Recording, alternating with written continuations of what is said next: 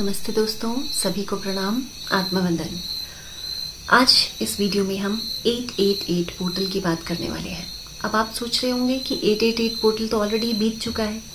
तो पिछली वीडियो अगर आपने देखी हो तो उसमें मैंने एक आपसे चीज़ कही थी कि यही 88 पोर्टल जो है वो 17 अगस्त को भी होगा, क्योंकि अगर आप इसे जोड़कर देखें तो 7 + 1 8, then 8 and then again 8।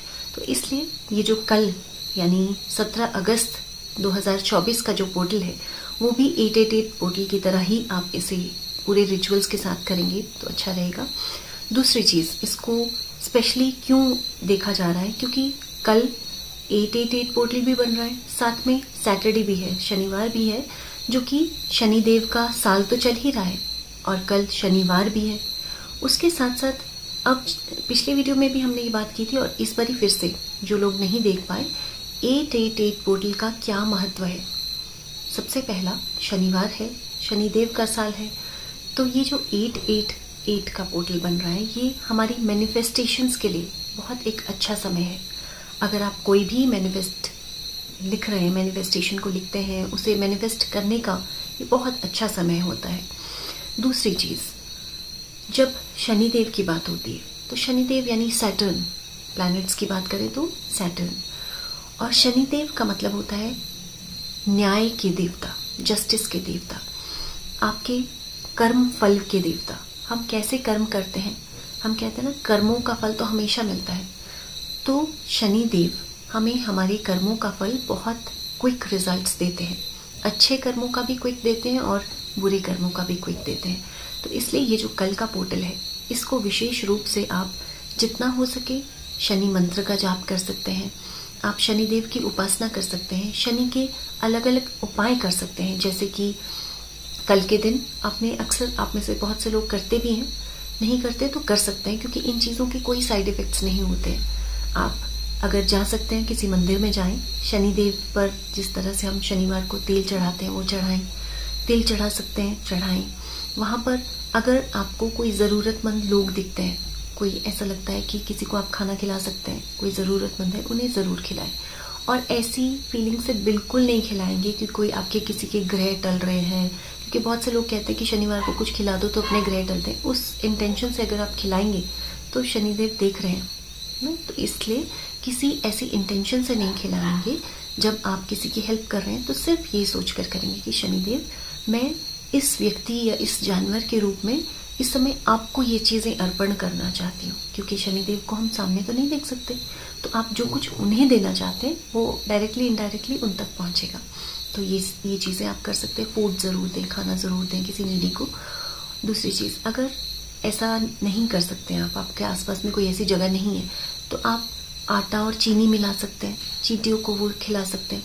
Again ऐसी इंटेंशन से नहीं खिलाएंगे कि ऐसा करूँगा तो मेरे ग्रह टल जाएंगे या मेरे साथ कर्मों का जो फल है वो नहीं मिलेगा, ऐसा नहीं है।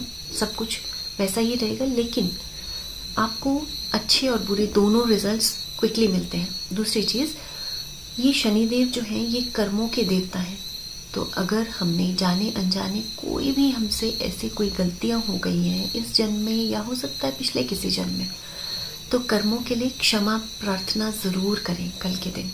वैसे तो हमेशा ही करनी चाहिए, लेकिन कल क्योंकि खास पोर्टल भी है तो इस दिन आप फॉरगिवनेस मेडिटेशन ज़रूर करें, जो हम अगले दिन करने भी वाले हैं लाइव मेडिटेशन में, तो ज़रूर करें उसे। दूसरी चीज़, आप कल, क्योंकि आप सभी जानते हैं कि शनिदेव को प्रसन्न करना हो, उनका कोई भी उपाय करना हो, तो आप हनुमान जी की पूजा उपासना कर सकते हैं या श्री राम का कर सकते हैं, क्योंकि राम की पूजा कर रहे हैं तो यानी हनुमान जी तो अपने आप प्रसन्न होते हैं, और जब हनुमान जी प्रसन्न होते हैं तो शनिदेव पूरी आप पर कृपा रखें। इसके अलावा आप और क्या कर सकते हैं, आप मैनिफेस्टेशंस लिखते हैं ना, तो इस तरीके से आप एक येलो पेपर ले सकते हैं, तो येलो पेपर ले लें, रेड पेन से लिखें या ग्रीन पेन से लिखें। आप उस पर 8 विशेस लिखेंगे अपनी। जैसे 8 विशेस कैसे लिख सकते हैं, जैसे एक विश आप हेल्थ को लेकर लिख सकते हैं, दूसरी आप रिलेशनशिप को लेकर लिख सकते हैं, फिर आप करियर को लेकर लिख सकते हैं, फाइनेंस को लेकर लिख सकते हैं। ऐसे पहले लिस्ट बना लीजिए, ऐसे कौन से 8 एरियाज हैं आपके जिस पर आप विशेस लिखना चाहते हैं। अपने बच्चों को लेकर हो सकता है, रिलेशनशिप्स, खास तौर पर रिलेशनशिप को लेकर ज़रूर लिखें, क्योंकि शनिदेव इसके एस्पेक्ट में बहुत आपकी हेल्प करेंगे। तो इस तरीके से आप 8 विशेस अपनी लिख लें, और उन 8 विशेस को लिखने के बाद अगर आप लगातार 8 दिनों तक लिखना चाहते हैं तो उस तरीके से लिख लें, लगातार 8 शनिवार लिखना चाहते हैं तो उस तरीके से लिख लें, और उन विशेस को आप फोल्ड करें और अपने पिलो के नीचे रख दें अगले दिन। और जब पिलो के नीचे रखेंगे तो बस ऐसा नहीं कि वो काम खत्म हो गया, जब आप सोएंगे तो आपने जो कुछ भी उन मैनिफेस्टेशन में लिखा है, उस पेपर में जो लिखा है आपको पूरा उसको सोते समय विजुअलाइज करना है कि मेरी सारी ड्रीम्स फुलफिल हो गए हैं। शनिदेव का धन्यवाद भी करना है, यूनिवर्स का धन्यवाद, अपने जो भी आपके अधिष्ठात्री देवी देवता हैं उनको भी धन्यवाद करेंगे, और इसी तरीके से विजुअलाइज करेंगे कि जैसे वो सारी विशेष आपकी पूरी हो गई और आप कितना खुश महसूस करें। तो एक तरीका ये है, मैनिफेस्टेशंस को लिखेंगे। और इसमें एक बड़ी अच्छी स्टोरी मुझे याद आ रही है। जैसे एक बार महाभारत जब खत्म होता है तो युधिष्ठिर पांडव के साथ जब वापस स्वर्गलोक जा रहे होते हैं, तो स्वर्गलोक जब जाते हैं ना, जैसे आज इस प्रैक्टिकल लाइफ के साथ अगर इसको हम रिलेट करें, तो जब हम कोई बहुत बड़ी अचीवमेंट लेते हैं, जैसे स्वर्ग जाना बहुत बड़ी अचीवमेंट है ना, क्योंकि पुराने ज़माने में क्या कहते थे कि जिसका कर्म अच्छा है वही स्वर्ग जाते हैं और जिसका कर्म बुरा है वो नर्क जाते हैं, ऐसा कहते थे। तो जब युधिष्ठिर स्वर्ग जा रहे होते हैं तो कुछ जो पांडव होते हैं वो तो बीच में ही छूट जाते हैं। क्यों छूट जाते हैं? क्योंकि ईगो बहुत ज़्यादा आ जाता है, अहम बहुत हो जाता है कि हमारे तो कर्म इतने अच्छे हैं कि देखो हम स्वर्ग जा रहे हैं। जहाँ पर हमारे अंदर वो ईगो आ जाता है ना, वो मैं वाली फीलिंग आ जाती है कि मैंने ऐसा किया है, मैंने ऐसा किया, तो वो धीरे धीरे जो है वो चीज़ें छटने लग जाती हैं। यानी वो जो स्वर्ग की तरफ रास्ता जा रहा था वो बीच में ही भटक जाते हैं और फिर से उसी लोअर रेलम में आ जाते हैं। सिर्फ युधिष्ठिर ऐसे थे जो स्वर्ग के द्वार तक पहुंचते हैं। अब जब स्वर्ग के द्वार तक पहुंचते हैं तो इंद्रदेव बड़ी बेसब्री से उन्हें देख रहे होते हैं कि वो युधिष्ठिर आ गए। अब जब आते हैं तो द्वार पर इंद्रदेव कहते हैं कि अरे बहुत आपका स्वागत है और आप स्वर्ग तक पहुंच गए। तो कहते हैं कि आइए आइए अंदर आइए। तो युधिष्ठिर के साथ उनका एक कुत्ता भी था, उनका डॉग भी था। तो इंद्रदेव कहते हैं कि आप तो अंदर आ सकते हैं, लेकिन यहाँ पर स्वर्ग में जानवरों के लिए यहाँ पर एंट्री नहीं है, तो आप यहाँ नहीं, इसको नहीं लेकर आ सकते, आप खुद आ सकते हैं। अब युधिष्ठिर ने जैसे ही ऐसा सुना तो उनको लगा कि देखो पूरे सफर में इस कुत्ते ने मेरा साथ दिया, अच्छे में बुरे में हर वक्त एक सच्चे दोस्त की तरह इसने मेरा साथ दिया, और अब मैं स्वर्ग द्वार पर पहुंच गया हूँ, अब इसको तो एंट्री नहीं मिल रही, मुझे तो मिल जाएगी। तो इतने असमंजस में युधिष्ठिर पड़ते हैं। अब वो क्या कहते हैं? कहते हैं कि इस कुत्ते ने मेरा इतने सफर में साथ दिया है, अच्छाई बुराई सब कुछ मेरे साथ देखिए, अब एक सच्चे दोस्त होने के नाते मैं ऐसा नहीं कर सकता कि इसको मैं बाहर छोड़ दूं और खुद में अंदर आ जाऊं बस इसलिए कि मैं स्वर्ग पहुंच रहा हूं। नहीं, जिसने हमारा साथ दिया, ये प्रैक्टिकल जीवन में भी एक लर्निंग है। जब पूरे जीवन भर हमारा कोई साथ देता है या एक क्षण भर भी कोई हमारा साथ देता है, तो अपने सेल्फ गेन के लिए कहीं एक जरा सा फायदा मिल रहा है तो पीछे उसको ना छोड़ दें जिसने कभी आपका साथ दिया हो, चाहे वो हमारे फैमिली मेंबर्स हों, चाहे वो हमारा कोई दोस्त हो, चाहे वो हमारी वर्क प्लेस पर कोई हो। जब किसी ने एक बार हमारा साथ दिया है ना, तो हर अच्छाई बुराई में उसके साथ खड़े रहें। ऐसा नहीं है कि आज उन्होंने साथ दिया है, हो सकता है वो कल साथ ना दे पाए, तो भी कोई बात नहीं। तो ये प्रैक्टिकल जीवन के लिए भी एक लर्निंग है, क्योंकि इसके बाद इंद्रदेव यही कहते हैं कि आप अंदर आ जाइए, ये तो सिर्फ आपकी एक आखिरी परीक्षा थी कि इस आखिरी परीक्षा को आप पास कर पाएंगे या नहीं कर पाएंगे, और फिर उन्हें एंट्री मिल जाती है। कहने का मतलब ये स्टोरी क्यों यहाँ पर शेयर की जा रही है? कर्म फल, ये देखिए कितना स्ट्रॉन्ग एक कार्मिक अकाउंट बन रहा था, जो कि युधिष्ठिर ने बस यूं ही टाल दिया अपनी सूझबूझ से, अपनी नॉलेज से, अपने बिलीफ सिस्टम से। बहुत बार हम बहुत सी चीजें सीखते हैं, आज बहुत कुछ पढ़ रहे हैं, लेकिन क्या हम अपने जीवन में उन चीजों को अडॉप्ट कर पा रहे हैं? तो इसलिए इस छोटी सी स्टोरी से ये लर्निंग हम ले सकते हैं। जब हम शनिदेव की बात कर रहे हैं तो आपके अंडर जो लोग काम करते हैं, आपके सबॉर्डिनेट्स ऑफिस में हो सकते हैं, या फिर आपके घर में डोमेस्टिक हेल्प हो सकती है। कोई भी ऐसा व्यक्ति जो आप पर आश्रित है, हो सकता है आप पर कोई भी, आप अगर किसी बच्चे की हेल्प कर रहे हैं, किसी की फाइनेंशियली हेल्प कर रहे हैं, कोई भी आपके अंडर जो आपके आश्रय में एक सपोर्ट चाह रहा है, आप उन्हें हमेशा एक रिस्पेक्ट से ट्रीट कीजिए। कभी भी ऐसा नहीं कि हम उसकी हेल्प कर रहे हैं तो वो हमारा, वो एक शब्द आता था ना नौकर, आज की डेट में कोई किसी का नौकर नहीं है, दे ऑल आर हेल्पर्स। तो इन्हें पूरे सम्मान भाव से देखिए, कोई किसी का नौकर नहीं है। तो इस वर्ड को तो अपनी डिक्शनरी से बिल्कुल हटा दें। पूरे मान सम्मान के साथ इन्हें ट्रीट करें। कोई भी जूनियर है, कोई भी सबऑर्डिनेट है, वैसे तो बड़ों का तो हम आदर करते ही हैं, बच्चों को भी सिखाते हैं, लेकिन छोटे को, जूनियर को, कोई भी ऐसा व्यक्ति है जो हमारी डोमेस्टिक हेल्प कर रहा है, चाहे वो कैसा भी काम कर रहे हैं, लेकिन उन्हें पूरे आदर सम्मान से ट्रीट कीजिए। ये एक छोटा सा उपाय है, लेकिन बहुत बहुत बड़ा रोल आपकी लाइफ में प्ले करता है। तो ये कुछ ऐसी चीज़ें थी जो इस 8-8 पोर्टल में आप कर सकते हैं। साथ ही शनिदेव का मंत्र जाप कर सकते हैं, हनुमान जी का मंत्र जाप कर सकते हैं। कल एक वीडियो इसी चैनल पर आप देख पाएंगे, श्री राम का मंत्र जाप। उस वीडियो के साथ आप मेडिटेशन ज़रूर करें, आपको बहुत बहुत अच्छा लगेगा। आप 2 मिनट का समय निकाल सकते हैं, तो नीचे कमेंट बॉक्स में जब भी किसी भी वीडियो के साथ मेडिटेशन करते हैं 2 मिनट का समय ज़रूर निकालें। अपने रिव्यूज़ चाहे पॉजिटिव हो या नेगेटिव ज़रूर लिखें, क्योंकि वो एक हेल्प होती है। जब हम कुछ अगला मेडिटेशन बनाते हैं, ध्यान करते हैं या रिकॉर्डिंग करते हैं, तो उससे बहुत कुछ आइडिया मिलता है कि क्या पिछले वीडियो में क्या कमियां रह गई थी, क्या है जिसको इम्प्रूव करने की ज़रूरत है। ज़रूरी नहीं है आप हमेशा अच्छा ही लिखें, अगर कुछ अच्छा नहीं लगता उससे भी ओपनली लिखिए। तो आइए आज के ध्यान के लिए खुद को रेडी करते हैं। आज हम एक मैनिफेस्टेशन करने वाले हैं, एक फॉरगिवनेस करने वाले हैं, शनिदेव से कुछ छोटी छोटी बातें करने वाले हैं। तो आज के ध्यान के लिए खुद को रेडी करते हुए एक आरामदायक अवस्था में आ जाएं। तो आइए मंत्र जाप से पहले मंत्र को एक बार पढ़ लेंगे, हिंदी में इसका अर्थ समझेंगे, ताकि जब आप मंत्र को जाप करेंगे तो आप पूरी तरह से उसे विजुअलाइज भी कर पाएंगे और पूरे अच्छे से उसको ध्यान लगा पाएंगे। नीलांजनम समाभासम रविपुत्रम यम आग्रजम छाया मार्तंड संभूतम तम नमामि शनिश्चरम। नीलांजनम समाभासम यानी नीले आकाश की तरह जिनका स्वरूप है। रविपुत्रम, रवि यानी सूर्य के जो पुत्र हैं, यम आग्रजम यम के जो अग्रज हैं, छाया मार्तंड संभूतम तम नमामि शनिश्चरम, छाया के जो पुत्र हैं और ऐसे सुंदर आकृति वाले, ऐसे सुंदर स्वरूप वाले शनिदेव को मैं शत शत नमन करती हूँ, पूरे दिल से उन्हें प्रणाम करती हूँ। इस तरीके से आप मंत्र को जाप करते समय शनिदेव को पूरी तरह से उनके चरणों में खुद को समर्पित कर देंगे। तो आइए मंत्र जाप शुरू करते हैं। आँखों को धीरे धीरे बंद करते हुए खुद को पूरी तरह से शनिदेव के चरणों में समर्पित कर दें।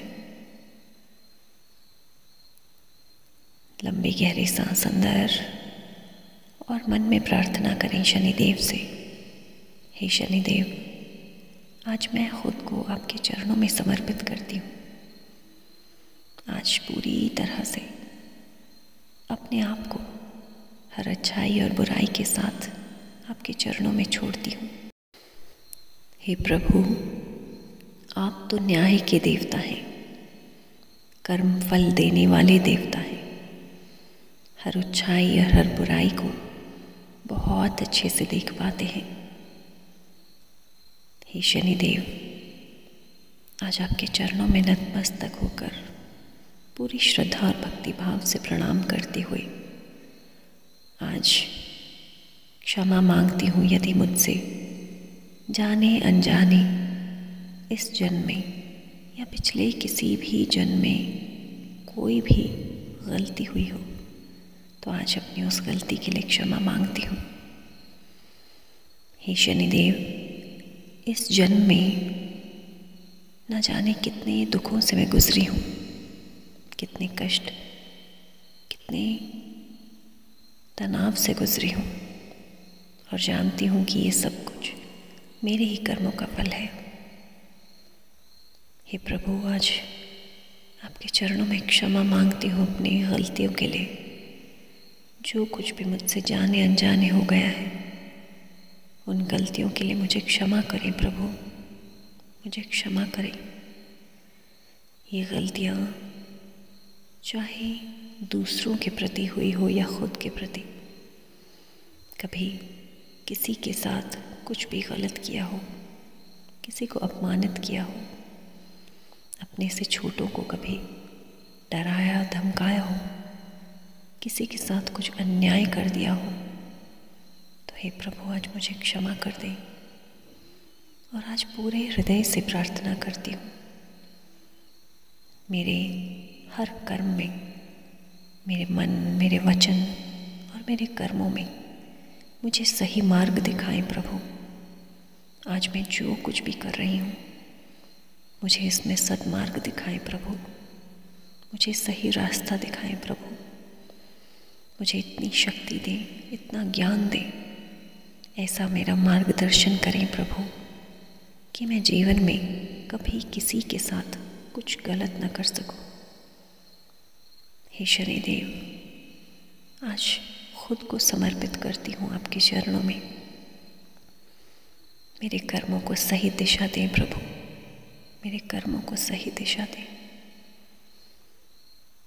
पूरी तरह से महसूस करें आप शनिदेव के चरणों में।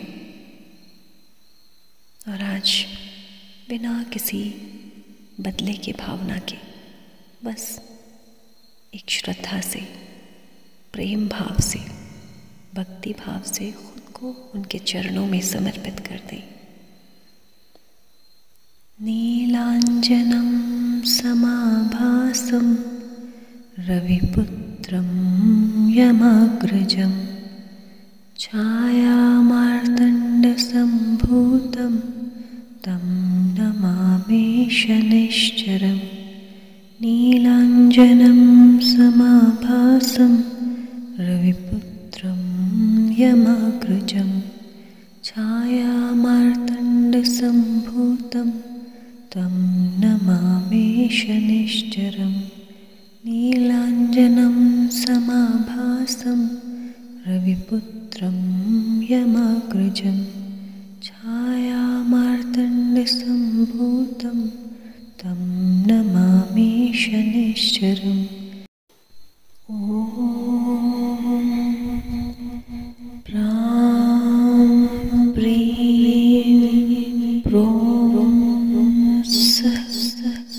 शनैश्चराय नमः। ॐ प्रां प्रीं प्रों शनैश्चराय नमः। ॐ प्रां प्रीं प्रों शनैश्चराय नमः।